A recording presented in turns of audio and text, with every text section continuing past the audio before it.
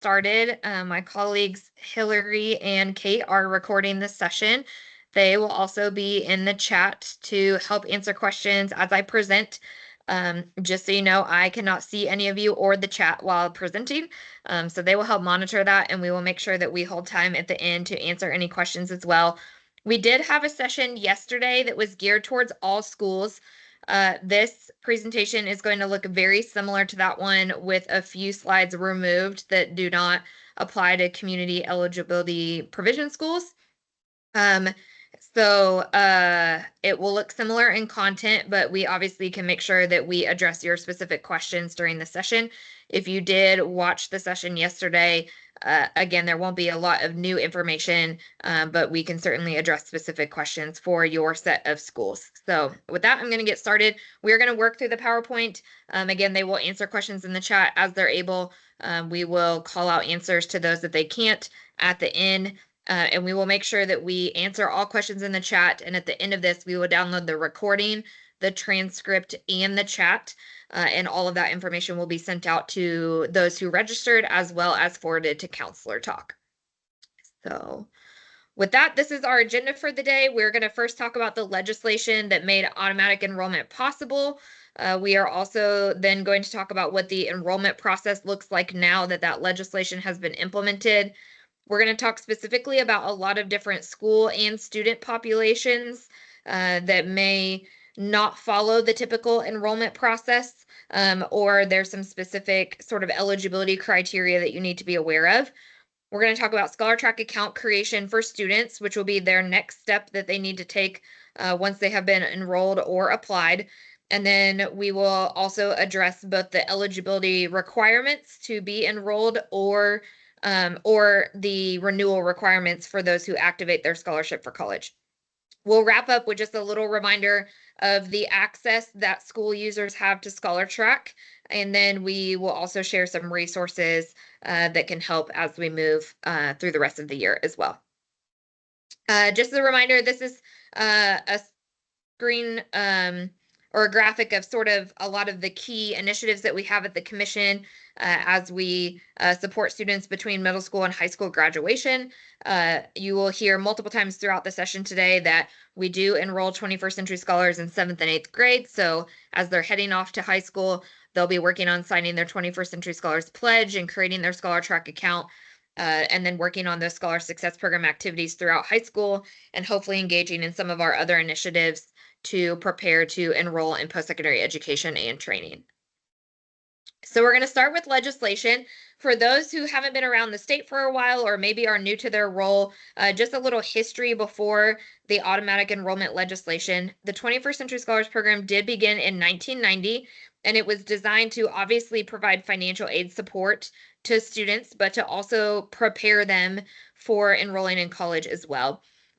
You can see in the lower right-hand screen here that for those who complete all of the requirements to be eligible to activate their scholarship, they do have one of the highest college going rates in the state, and that college going rate is significantly higher than their other peers from low-income households, as well as the overall college going rate for the cohort as a whole. We also see that across all races and ethnicities, scholars are more likely to go to college than their peers, and that unfortunately, less than half of the eligible students were enrolling in the program. So really the impetus for the legislation that we're going to talk about on the next slide is to refocus energy and resources from having to track down students and families and have them enroll in the program, and instead focus those energies and resources on helping them be successful in completing the requirements to be able to activate that scholarship. So House Enrolled Act 1449 from the 2023 legislative session is the law that allowed us to be able to work with the Department of Education to identify and automatically enroll eligible students into the program. The ability to do this will remove the application barrier for most students and families. So we will just be able to inform them that they have been enrolled in the program and the next steps that they need to take, rather than having to have them go through the application process. The Commission is required by this same law to mail letters to the families of students who are automatically enrolled. And part of that is to inform them that they have been enrolled, and part of that is to give them the option to opt out of the program. We don't anticipate that many families will do this, but it is something that is legally required for us to do.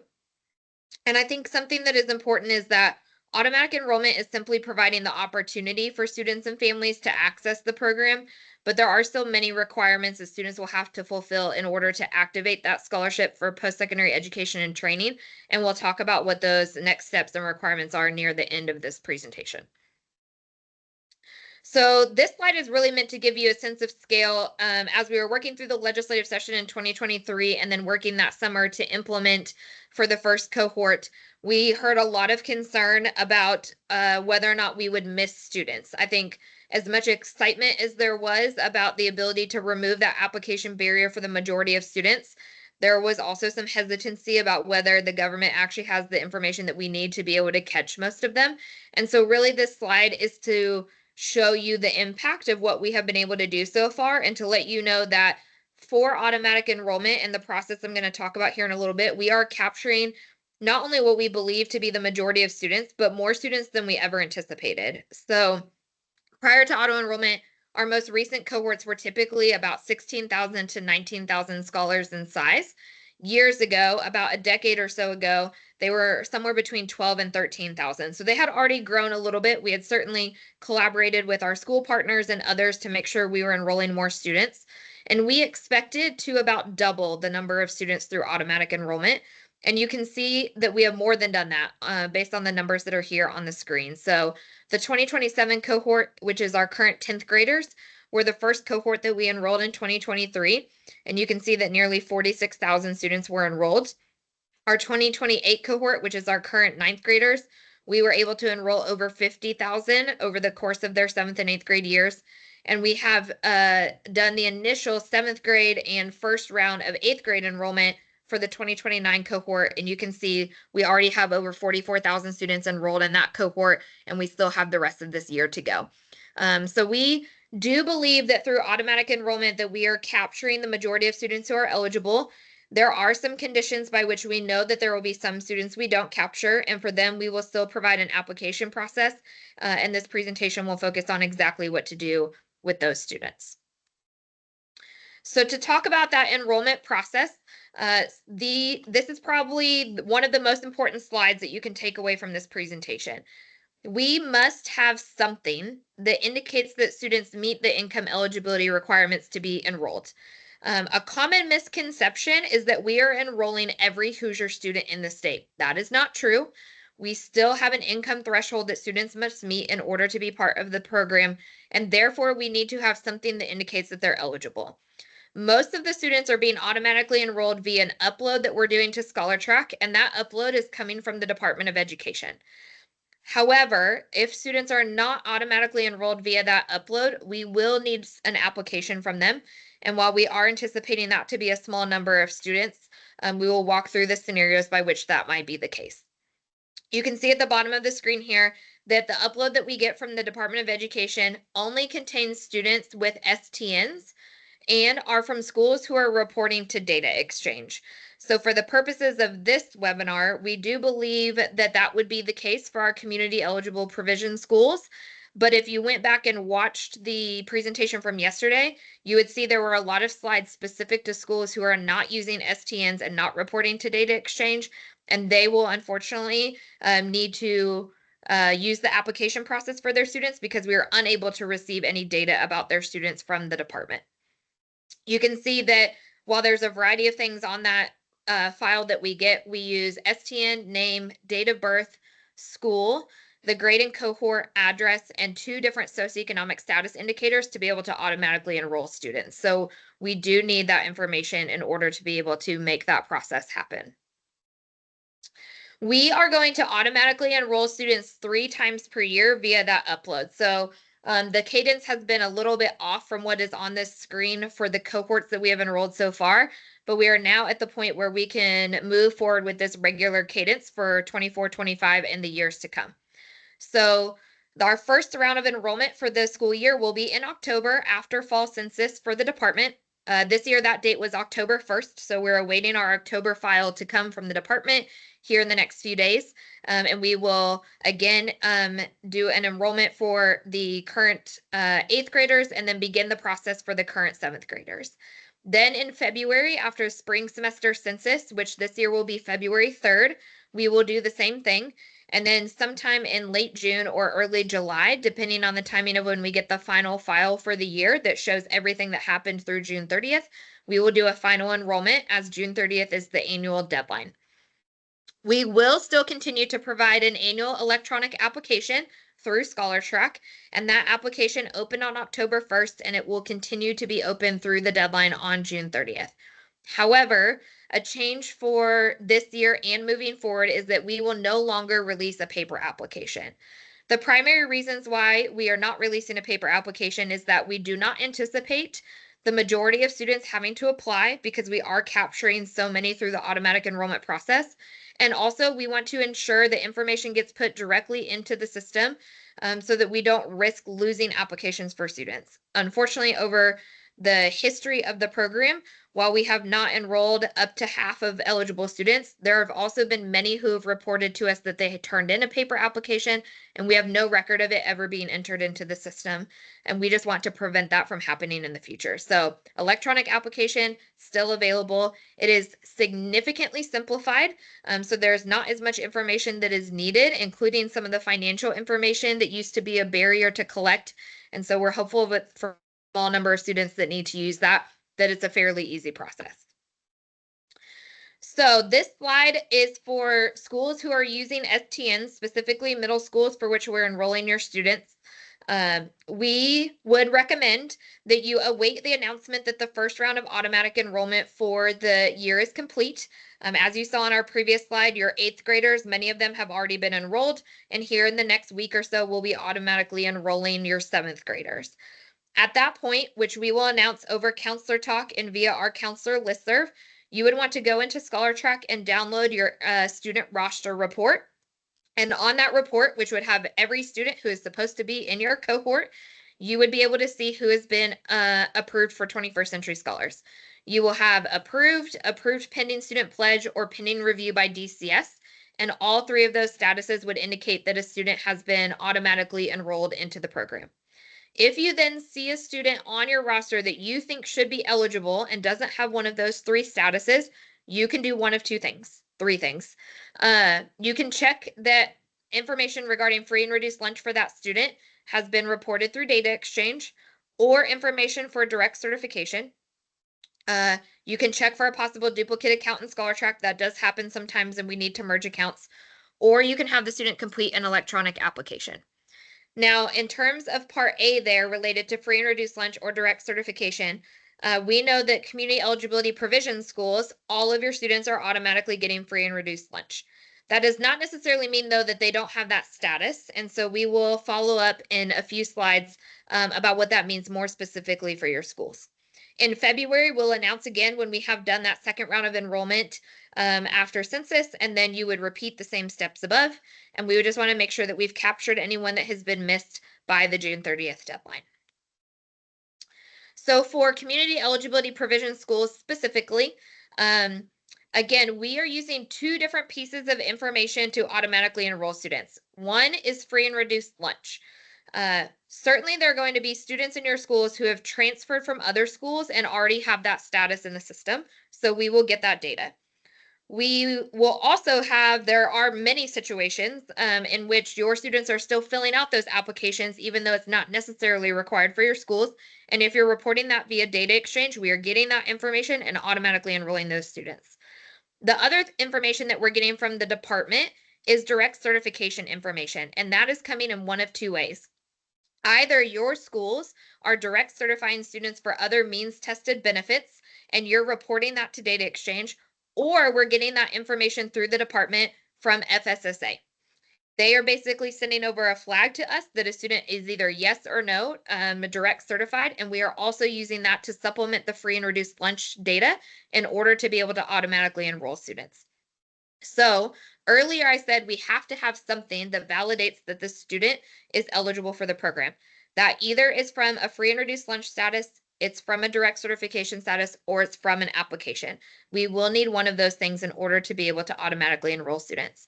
We will not just upload entire cohort rosters for our community eligibility provision schools, because we do know that there's some students who are in your cohorts who would not financially qualify, and we don't want to give them false hope that they will be part of the program. And so we'll follow up with that a little bit more on future slides. Again, in February, we'll enroll again, and then you would follow the same steps to make sure that we've captured everyone by June 30th. So then for our high schools who are on the call, certainly students should already be enrolled by the time they get to you. It's important to know that cohorts roll over annually after June 30th. So you will start to see ninth graders populate in late summer. However, those rosters do take some time to update, because now with the implementation of data exchange, we need to wait for schools to report to data exchange for the first time for the new school year in order for them to populate on the file that we get from the department. So our August file is fairly small. And then as you all continue to report throughout August and September, that file grows. And by the time we get the file in October after census, it should have everyone on your rosters on there. So just know that your roster in ScholarTrack, in terms of being able to download a ninth grade roster and see everyone who is enrolled, you won't really be able to see that complete roster until sometime in early October. You will then be able to download your student roster report and see the following statuses. Approved means that they have been enrolled and they've already created a ScholarTrack account and signed the pledge. We have many middle schools who are helping us with that. So they are already coming to you in high school having that step completed. Approved pending pledge means that they have been auto-enrolled, but they have not yet created ScholarTrack accounts and signed the pledge. Denied means that they applied via the electronic application and were determined not to be eligible. Pending review by DCS means that they're still going through the automatic enrollment process for foster youth. And then none means that they were neither automatically enrolled, nor is there an application on file. That does not necessarily mean that they were missed. It more likely than not means that they are just not eligible, but you would certainly want to review the students in those none in that none category to see if there's anyone that we need to follow up with about an application. So a few things about what not to do. These are just from some common issues or concerns or questions that we've seen as we've begun auto enrollment. One is, we don't want you to have students submit an online application before you've checked whether or not they have been auto enrolled. This is why we said it's important to know from us when we have done that, so that you know that that information is in the system. If you do this, it will create a duplicate account that we will have to merge in the system. And while we can certainly do that, it just alleviates some work for everyone involved if we can prevent that from happening. It also means that the student doesn't have to go through an unnecessary step. Secondly, we also don't want you to just sit down with every student in your school and have them submit an online application. This is for two reasons. One, we don't want students to go through necessary steps when they're not going to be eligible. Two, we do have to verify income eligibility for every online application through the Indiana Department of Revenue, and that is a very tedious manual process. And so it will save us time and energy on being able to validate correct applications for students who are likely eligible or known to be eligible if we're not having to do that for a bunch of students who will never be eligible in the first place. Next, we would prefer that you not submit to data exchange all of your students as 100% free lunch. This also says 100% paid, which obviously wouldn't apply to community eligibility provision schools, but just simply reporting them all as 100% free when they haven't actually gone through that free and reduced lunch application process to get that status, just because they're in your school type, does not help us from a data perspective, because we know that there's students in many of your schools who won't qualify, and we can't just automatically upload them if they all have that status. So we have to do a lot more data filtering. So really only those who have gone through the free and reduced lunch application process should be reported as free and reduced lunch status. Next, we don't want you to contact us and say, I don't think this student should have been enrolled. The important thing to know is that the data that we are using for free and reduced lunch status or direct certification is coming directly from schools. It's either because you're reporting it to data exchange, or you have assisted students and their families in signing up for benefits through FSSA, and that is coming directly to us through DOE. So if we have enrolled a student is because of data that we have received from you. And so we will not unenroll a student if we have received that data. Now, if there was a misreporting to data exchange, that has been flagged before, and we've reached out to a couple of schools to correct some things. But generally speaking, if you all have certified that data with the department, it's the data that we are going to use. And then finally, we don't want you to tell students that they should apply because their eligibility might change later. This also runs in conjunction with not having all of your students submit an online application. There's a very common misconception, in spite of this program being over 30 years old, that students can still become eligible in high school, and they cannot. They legally are not allowed to enroll or apply in high school unless they are part of foster care, in which case we automatically enroll them. So giving students false hope that if they fill out an application and if their income eligibility changes, they will be put into the program is false. And we would really appreciate support in ending that narrative across the state as we work through auto enrollment. Okay, so we're going to transition to some information about very specific school and student populations. I've mentioned several times so far students in foster care. Long before HEA 1449, we were already automatically enrolling students who are in foster care. This is the one exception that is written into Indiana code for the 7th and 8th grade enrollment. As you can see here on the screen, anyone who enters in foster care in grades 7 through 12 will be automatically enrolled into the program.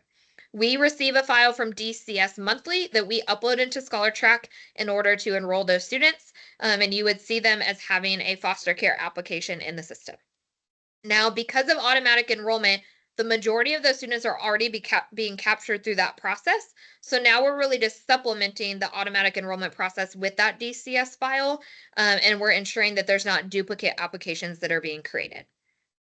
Now, sometimes we have such minimal information from DCS that it does create a duplicate account in the system because there's not enough information to merge with the data that we've uploaded from DOE. But our outreach coordinators are regularly monitoring that merge queue, and it's very easy to merge those. And so we are taking care of that on a fairly consistent basis to make sure that we have those accounts merged. Again, for our STN using middle schools, if you are using STNs and regularly reporting to data exchange, any free and reduced lunch data and direct certification statuses, we are receiving that information directly from the department, and we're using that to automatically enroll students. When we do that, it will put students into an approved pending pledge status. And so you will see that when you download your rosters. And you can see that for many of your schools, the majority of the students that you would expect to be eligible are already on your roster and have that status. You would then use the information about the report that we shared on the slide earlier to monitor that enrollment throughout the year. And we want you to pay special attention to students who transfer in from other schools, especially to make sure if they need to be reported as free and reduced lunch or direct certification, and then obviously have students complete electronic applications if necessary. Again, for some additional information for your schools specifically, I mentioned earlier, if we were to report to data exchange that you are 100% free, there is maybe a few schools that are out there where it's truly 100% of the population would be on free and reduced lunch if they applied. But that is typically not the case. We're usually seeing somewhere in the 70s and 80%. So what we are doing when we get that file from the department is we are pulling out any school that looks to be more than 75% free or more than 75% paid. And then we are comparing the columns for free and reduced lunch and direct certification. If students have both, then we are automatically enrolling them. If they have a direct certification status, we are automatically enrolling them. If they only have a free and reduced lunch status and the school is at 100% reported free, we will follow up with that school to figure out which students should be enrolled and which ones should not. So if you haven't heard from us, then there hasn't been a challenge that we have needed to address, and we've been able to work through the data that we have. But moving forward, if there's any challenges, we will reach out to the schools to address those. It's just to make sure, again, that we don't unintentionally enroll students who will never be eligible and then communicate with them for years that they're a scholar, only to have that not be the case at the end of high school. For some specific student populations, one that you will see or may have already seen if you're working with the 27 and 28 cohorts is that in order to be a scholar and activate your award for college, you do have to be a citizen or eligible non-citizen. However, we do not know that information until students file the FAFSA. I have no access to their citizenship status in any other way. Thus, you will see that non-citizens have been automatically enrolled. And because of that, the letters that we mail to students will emphasize the citizenship requirements. Every email that we send to them over the course of the rest of their middle school and high school years will emphasize that. And when they go to create their ScholarTrack account and sign the pledge, it will remind them that by the time they graduate, they will have to have one of those eligible citizenship statuses in order to activate the award. Part of the reason why we are okay with this is that the commission does understand that citizenship status can change.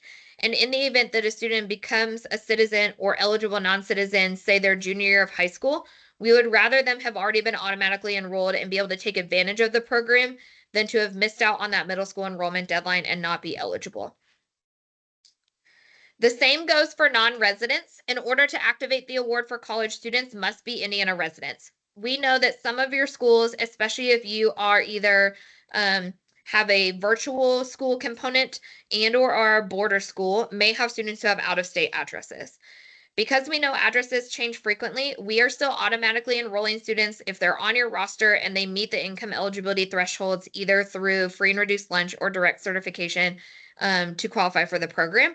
But again, the letters and all other communications that are sent to them will remind them that by the time they graduate, in order to activate their scholarship, they do need to be an Indiana resident. And when they sign their pledge, it will remind them of that as well. Again, we're okay with this because residency status can change, but it'd be helpful for us if you could communicate to those students who do have out-of-state addresses that unless that changes to an in-state address, they technically won't be eligible by the time they hit senior year. We have always received a lot of questions about homeschooled students. Part of the eligibility requirements for 21st Century Scholars is that students must be enrolled in an Indiana school, and then also they must graduate from an Indiana school. So if students are homeschooled in the 7th or 8th grade, we are not enrolling them and they are not eligible to apply. But if they were automatically enrolled or applied during 7th or 8th grade, and then they changed to homeschool at some point after that, as long as they return to a high school and graduate, they can be eligible. But if they ultimately graduate as a homeschool student, they will not be able to activate their award. So that's just something to be aware of if you have students transitioning in and out of your schools. And then finally, to wrap up this section, we do have a financial means testing policy. In 2023, we shifted to this being a one-time test at the end of high school. You'll see there's two different options. Either a student files the FAFSA their senior year or junior year if they're graduating early, and they immediately enroll in college the following year. And in that case, we would use that FAFSA for the financial means test. Or they take their eligible gap year after high school graduation and file the FAFSA again during that gap year, and we would use that FAFSA for the financial means test. Based on that financial means test, students will either then get the guaranteed 4 years of aid, obviously subject to renewal criteria, or they'll get the one-time $2,500 award. So we are no longer means testing students once they are actually enrolled in college. Again, FAFSAs must be filed by Indiana's annual priority deadline of April 15th. And we do have individualized financial means testing flyers for cohorts on our Learn More Indiana website under the materials library. You'll see there we have 25, 26, and 27 cohort already up, and we'll be adding 28 and 29 cohorts soon. Okay, so now that we have covered that from how are people getting enrolled and what are their individual enrollment circumstances, we're going to move towards ScholarTrack account creation for students. The very next step that a student must take after they've either been notified by you that they're on your school list as a scholar or they receive a letter from us is that they need to create a ScholarTrack account. And as part of that account creation process, they will sign their 21st Century Scholars Pledge. It's important for our middle schools on the call to know that they must be at least 13 years old. So there will be different points in the year at which students are eligible to create those accounts. And because of that, our goal is for students to create their ScholarTrack accounts by the end of 9th grade. We're so appreciative to the middle schools that are helping us do that. But for those who are unable to do so in 8th grade, we would ask that our high schools work with our outreach team to make sure those accounts are created by the end of 9th grade. Students can create those accounts using STN, SSN, or Scholar ID, and they will eventually need to have their Social Security number on their account so that it will match to their FAFSA when they file senior year. However, it is best for you to have students create their accounts first using STN, as that is the only identifier that we receive from the department, and it will allow their account to match to the data that we have uploaded from the department. If not, we're going to have to merge accounts. So please, if possible, start with STN and then have the students go back in and add their Social Security number before senior year. We also have added the ability for students to enter their address during the account creation process, so that that's an extra data point that we can match on against the data that we upload from the department. We do need them to have full accounts. You can see that in order to have a full account, it must have an STN or an SSN attached to it. In a crunch, you can use their Scholar IDs to create limited accounts, but again, we're going to have to do some merging on the back end, and eventually we're going to have to go in and add that STN or SSN. For ScholarTrack account creation resources, we have a variety of materials on the Learn More Indiana website. Again, here is the direct link to that. You can see that we have an enrollment flyer, and on the back side of that flyer is step-by-step instructions for creating a ScholarTrack account. We also have a ScholarTrack account one-pager specifically for scholars, and then we also have account creation materials for parents and guardians, both in English and in Spanish. Okay, so our next step is to talk about eligibility and renewal requirements. In order to be enrolled, either automatically or through the application process, again, students must be Indiana residents, U.S. citizens or eligible non-citizens, and meet the income eligibility guidelines unless they're in foster care. They must automatically enroll or apply in the 7th or 8th grade by the annual deadline of June 30th.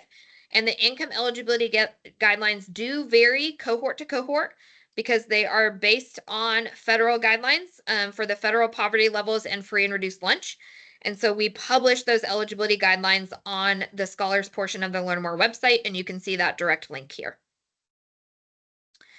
A couple of specific points about income eligibility. Again, students will be automatically enrolled if they have a free or reduced lunch or direct certification status at any point during the applications window, even if that status changes. So for example, if we upload a file here next week and we start to enroll the 7th graders and they have a free and reduced lunch status, they will be automatically enrolled. If then in January it says they're in paid status, they're still going to stay enrolled, because at the time that we did enrollment, they had a free status. The commission will not unenroll students after they have been enrolled, and this has always been the case. Students cannot automatically enroll or apply in high school, as I shared earlier, regardless of income, unless they're in foster care. But throughout high school, students do not lose their eligibility if their income changes. So again, one of the most common questions that we've received is high schools reaching out to us saying, we have all these 9th graders who are scholars, but we don't think they should be eligible because they're not on free and reduced lunch. And that is normal. Many students will have free and reduced lunch status in middle school, and they will not have it in high school, but their eligibility was determined in middle school, and therefore, until they reach the point of financial means testing senior year, they're still considered eligible for the scholars program. This is why we have financial means testing. Just to be clear, and I'll reiterate this a couple other times, because we have direct information for free and reduced lunch and direct certification students, their income will not be verified through the Indiana Department of Revenue, because we're using direct data that indicates that they're eligible. But for those who do apply, we will verify their income eligibility through the Indiana Department of Revenue, and then everyone will go through financial means testing at the end of high school. Then in order to activate the scholarship for college, they have to go through the following steps. Obviously, we want them to create their ScholarTrack account as soon as possible, for sure by the end of 9th grade, and sign their Scholar Pledge. And then they will complete 12 Scholar Success Program activities while in high school. They also must meet the graduation requirements, which are currently a 2.5 cumulative GPA and the Core 40 diploma. I know we're working through high school redesign right now and new diplomas that will start with the class of 2029.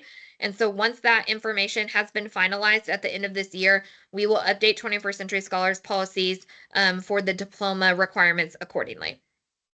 Students must then matriculate into college within 1 year of graduating high school, so they do legally have the option to do a gap year. They must file the FAFSA annually by the state priority deadline of April 15th, and they must maintain their Indiana residency and citizenship requirements as well. Once in college, there's a few things that scholars need to do in order to renew their scholarship for the following year. One is that they must maintain enrollment as a full-time student, which is 12 or more credit hours. They also must complete at least 30 credits per year. Part of the reason for that is back in 2012, Indiana actually passed legislation that caps degree plans. So associate degrees are capped at 60 credits now, and bachelor's degrees are capped at 120. And so completing 30 credits a year keeps students on track to graduate on time, which is the most affordable way for them to graduate. They also must maintain satisfactory academic progress. This is a three-pronged, fairly complicated financial aid policy. We don't need you to know all the details of it, but in the event that a former student ever reaches out to you and has questions about this, you can refer them to our outreach team for assistance. They must continue to file the FAFSA annually by the state priority deadline, and then again maintain Indiana residency and citizenship. So now we're going to shift to some information about ScholarTrack for school users. For those who are in middle school, these are some of the things that you can do in ScholarTrack, and certainly partner with our outreach team to be able to assist students in being successful with the Scholars Program. The first is to help students apply electronically if they were not automatically enrolled. Again, only do that if you truly think they're eligible. Don't just automatically have everyone apply. You can certainly help students create ScholarTrack accounts if they are age 13 or higher. And then you can monitor using the reports that we'll show on the next few slides, both applications and account creation. You can work with our outreach coordinators to keep your rosters up to date, not only so that we know that we're reaching out to the right students, but that your data is accurate. You can help students ensure that they know their scholars. You can imagine that despite all of our best efforts to receive as up-to-date address information as possible from the department via your schools, that folks are moving all the time, and therefore we often get a lot of returned letters. So you can pull your roster report from ScholarTrack and help us let students know that they have been enrolled as a scholar. And then again, helping us keep addresses up to date just so we can alleviate some of that burden by being able to communicate with them directly. For our high schools who are on the call, again, you can help us ensure that students know their scholars in case for some reason the letter didn't make it to them. Continue to help students create ScholarTrack accounts, particularly in the 9th grade. You can help them complete and log their Scholar Success Program activities, including filing the FAFSA. And you can monitor all of that via a variety of reports that we have in ScholarTrack, and then continue to help the outreach coordinators keep rosters up to date. The most important piece of responsibilities for our high school partners is submitting what's called graduation details, which is the GPAs and diploma types for your students. We have not yet got to the point with the department where they are centrally collecting GPAs from you all for us to receive. And while they do collect diploma information from you, it comes in the fall semester after students would have already enrolled in college, and that is not timely for us to be able to create awards. So under the current system, we do need you to report GPAs and diplomas directly to ScholarTrack. We have made that process a lot simpler in the last year, and our outreach team is always available to help you do that. And we will hold additional webinars in the spring semester to prepare you for doing that this next round by the June 30th deadline. Okay, so the next few slides just go over some of the reports we have and show you the information on those reports that are most relevant to scholars. So our first one is your roster report. Again, this report will have all of the students who are in your cohort on it, assuming that they have been reported to the department. And you can see on here that you can see their application year, their application status, whether or not they have a ScholarTrack account. You can also see if they've completed their Scholar Success Program activities. On this report specifically, it's just if the number that they have completed. You can see their FAFSA status and their free and reduced lunch status. Now, the one caveat on this is that free and reduced lunch status does often change. So don't be alarmed if you see that they're a scholar under 21st application status and they appear as paid, because that status can change. There's also the ScholarTrack account and Scholar Success Program activity report. This has similar information, with the exception that it also shows you if a student has been enrolled via foster care.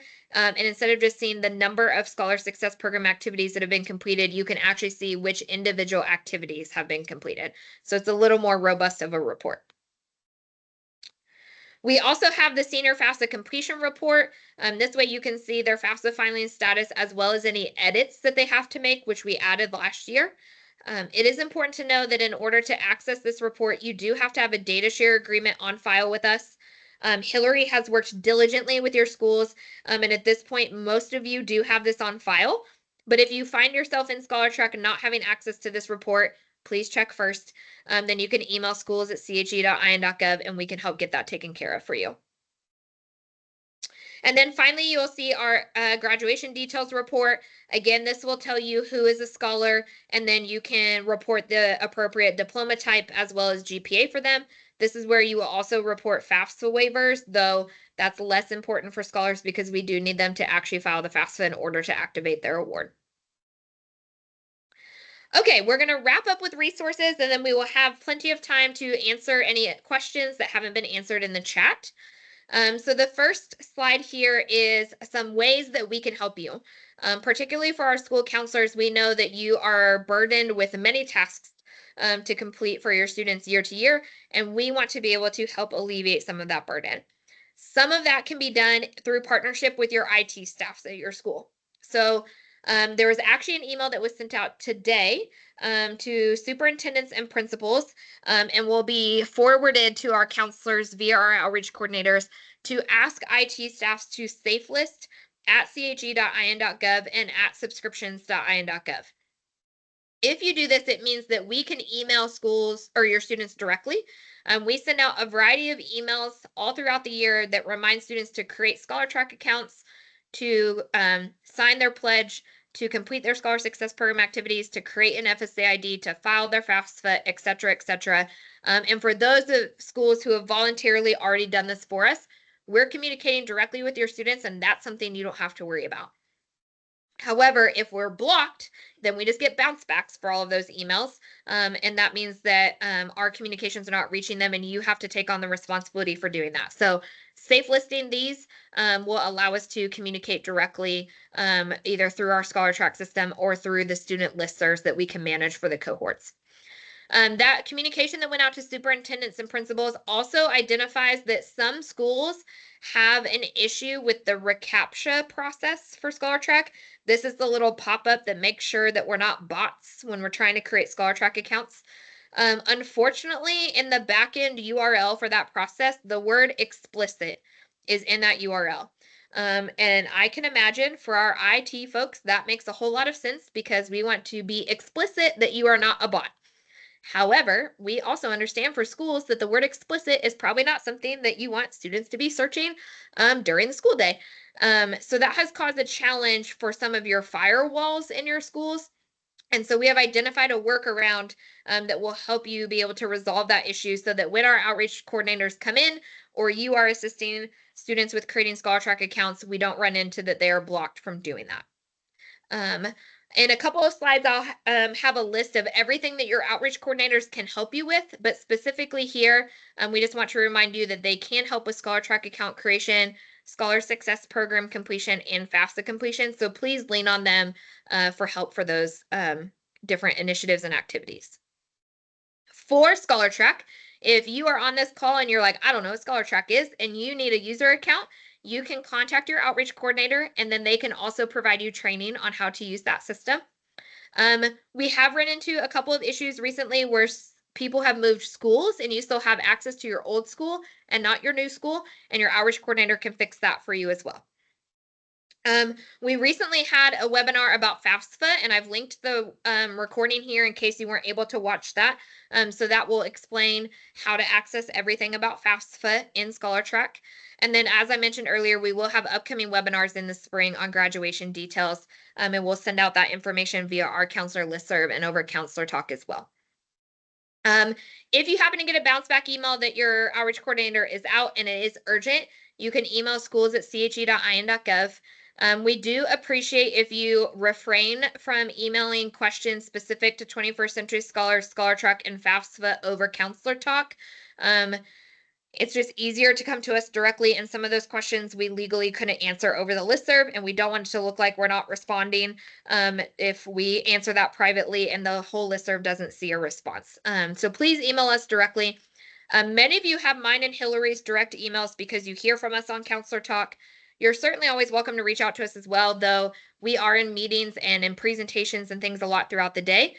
So schools@che.in.gov is really the best place to go because we have many people monitoring that all throughout the day, and the response time is fairly quick. I mentioned our Learn More Indiana materials library several times. I specifically on this slide have pulled out the names of documents on that page that are specific to 21st Century Scholars that would be helpful. But there is a wealth of information on that page about everything related to state financial aid, FAFSA, enrolling in college, etc. But these are the ones that would be specifically helpful for you for 21st Century Scholars. And then finally, as you can see on the left here, your designated outreach coordinator can help with a variety of things. Again, if you are just willing to let them in your schools to help, they stand ready to help with in-school and or after-school activities to get some of these requirements completed. And then in addition to that schools@che.in.gov email, we have a variety of email inboxes for very specific initiatives through the commission. And so we have provided all of those individual emails here. That way, if you have a very specific question, you can get to the right team at the commission to answer about that specific initiative or program.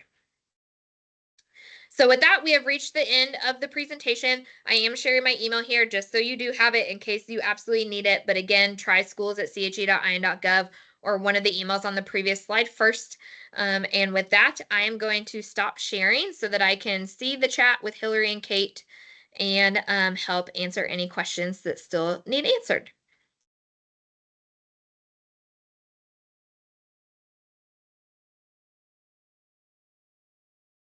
Are there specific ones you need me to address?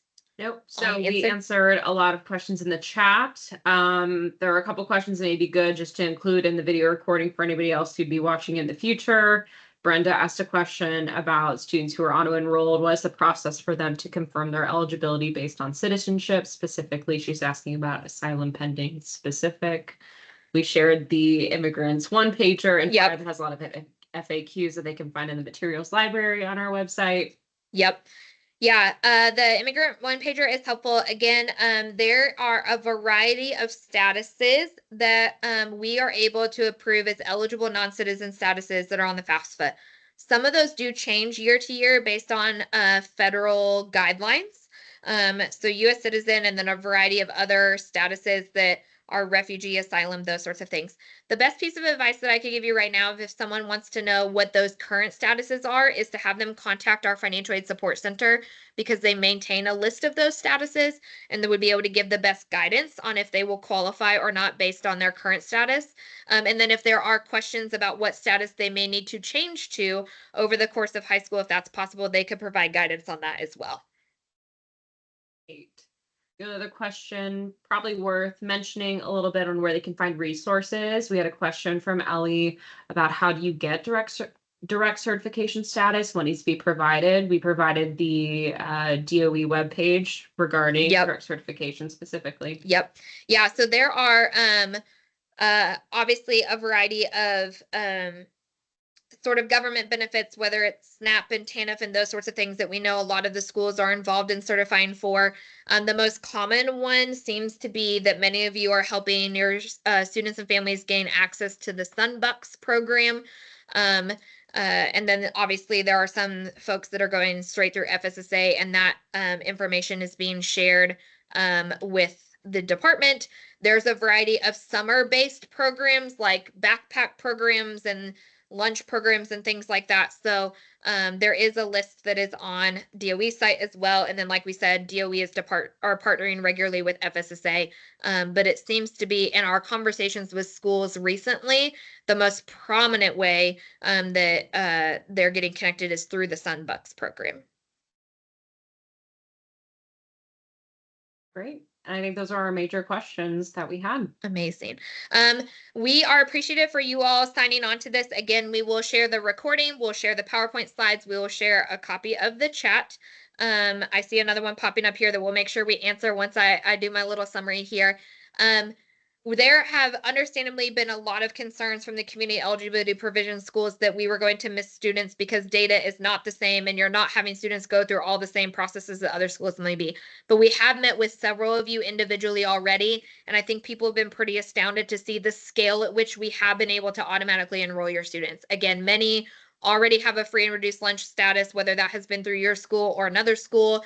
Many are being direct certified. So we do still believe that we are capturing the majority of students, and there may be small numbers, especially those who may be transferring between schools or in and out of homeschool and school enrollment, that we might have to capture. We are part of the reason why we're doing that 3 times a year enrollment is certainly an opportunity to capture those students who may be missed is through an application, but also it's to update data for them, right? So if someone were to fill out a free and reduced lunch application or were to be direct certified later in the year, we will receive that data through DOE and we'll continue to auto enroll all throughout the year. Let's see here. Matthew, I have a suggestion on how to best keep students and families from riding on false hope between auto-enrolled via community eligibility in their senior year when the financial means testing occurs.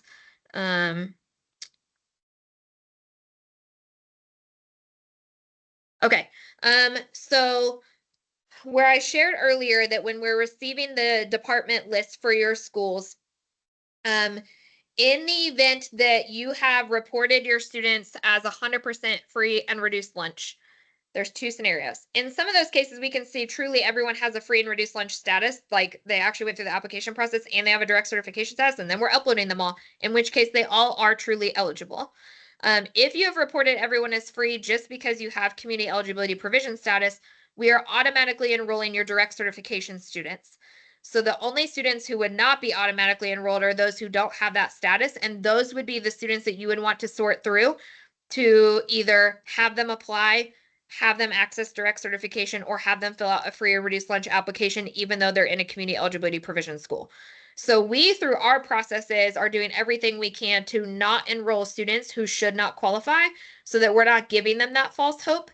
And we just recognize that there may be small numbers of students in your schools that there will have to be some individual communications about, do you want to fill out an official free and reduced lunch application or officially apply for scholars? So there shouldn't be a lot of that false hope there. I would say if you go back to the slides that are about the different student populations, the greatest risk for sort of the false hope are if schools are wide scale having people do the application, and they're likely not going to be eligible. If there is a non-citizen that has been enrolled who is not likely to ever get citizenship or eligible non-citizenship status, or if there's someone who's been enrolled with an out-of-state address who is never going to move in state. And you should be able, obviously, you likely know more than us, individual student citizenship statuses and could help communicate that. Again, we'll have that on a variety of communications that come directly from us. And then obviously you have address information, so you could remind those students if they want to be eligible, they need to move in state. So those are what I see to be the biggest risk for false hope, unless that we are doing anything to enroll students who shouldn't be enrolled in the program. I hope that's helpful, Matthew. Let's see. I think it may be pronounced Estrella. If we have students who we know are not eligible, do we need to report that to you, or will they continue to receive information if they're in the program? If by that you mean specifically for undocumented students. Okay. At the bottom there. Here, great. Thanks for that specification. I would not want you to report that to me for a couple of reasons. One is there are some legal ramifications of states tracking undocumented students. So I do not want that information. There is nowhere for us to put that in the system in ScholarTrack on purpose so that we do not break that federal policy. Secondly, there is the possibility that an undocumented student may gain citizenship status, in which case it would be our preference that they proceed as if it's possible that they were going to be a scholar and complete the activities and requirements. And then if their citizenship status changes, they're already eligible for the program. There are going to be some circumstances where those students don't become eligible citizenship-wise until after they graduate high school. It may be the summer afterwards or during their first year of college, but then we can work with them either through the appeals process or through overrides in the system to have them activate their scholarship. Now, if you know one of those students is never going to ever pursue citizenship, then certainly they will continue to receive communications from us because we will never remove them from the list. And you could certainly just tell them that if they never plan to apply for citizenship, they can ignore those. But sitting in your shoes, I'd probably be hesitant to do that because you don't want someone to come back and say, well, you told me not to pay attention to this, and now here I am, and I didn't complete the requirements. The other thing I'll share about that is that we communicate that the deadline for them to meet all their requirements is June 30th after senior year. But we do have some flexibility through our appeals process for that whole next semester when they would theoretically enroll in college to do some things. And so there is some wiggle room there for people to go in and complete requirements late if their citizenship status were to change. Lindy, I see piggybacking off of that question, the same for alternate diploma students. Again, yeah, we have no idea what diploma students are pursuing. So we have simply enrolled them based off their socioeconomic status, and they will continue to receive communications from us as if they were going to receive that.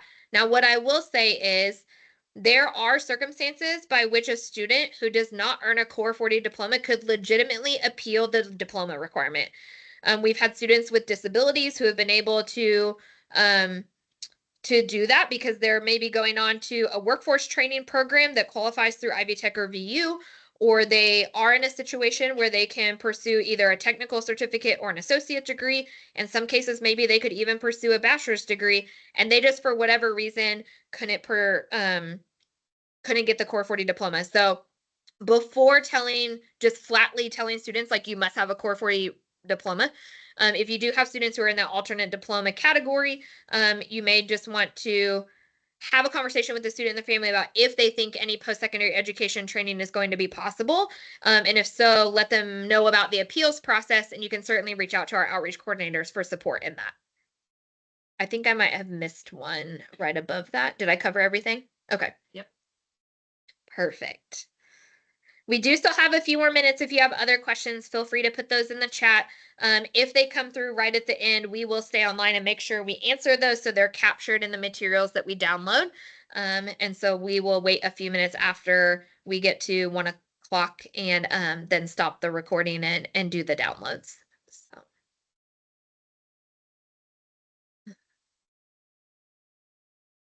I do hope this has been helpful. Again, our outreach coordinators are wonderful resources to you. If you go in, if you have not downloaded your rosters and you're like, I have no idea what the scale of this even is, certainly go in and do that. And then if you have questions about that, feel free to reach out to them and they can kind of help you sort through what you're seeing and if there's any concerns to address. But we do feel like we said we've captured the majority of eligible students.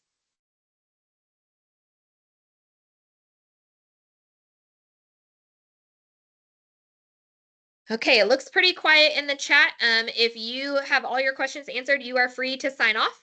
Like I said, we'll stay here for just a couple of minutes to make sure we capture anything that comes in last minute. And as soon as we can get these recordings uploaded to YouTube, you will see emails come directly to you because you registered. And then you'll also, if you're on ScholarTrack, see it come through there as well. Thanks so much.